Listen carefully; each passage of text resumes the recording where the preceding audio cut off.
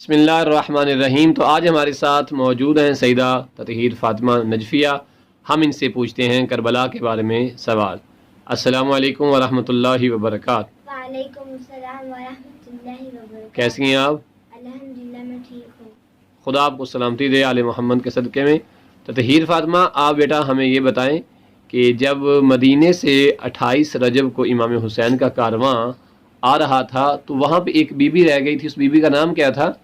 Be Fatima الصغریٰ۔ Be Fatima صغریٰ سلام اللہ علیہا۔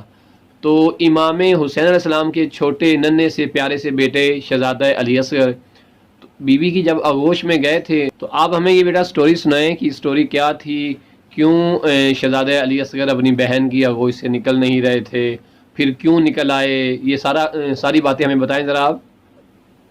مولا علی اصغر ان کی گود سے اس لیے نہیں نکل رہے تھے کیونکہ وہ اپنی بہن سے بہت پیار کرتے تھے۔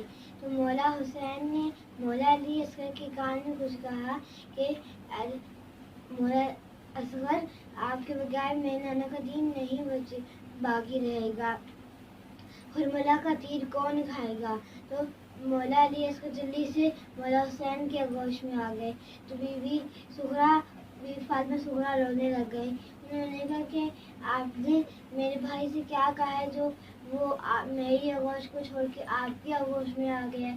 تو مولا حسین فرماتے ہیں کہ میں نے ان سے یہ کہا کہ آپ کے بغیر نانا کا دین نہیں باقی رہے گا، اس لیے حرملہ کا تیر کون کھائے گا، اس لیے وہ میرے آغوش میں آ گئے۔ شاباش۔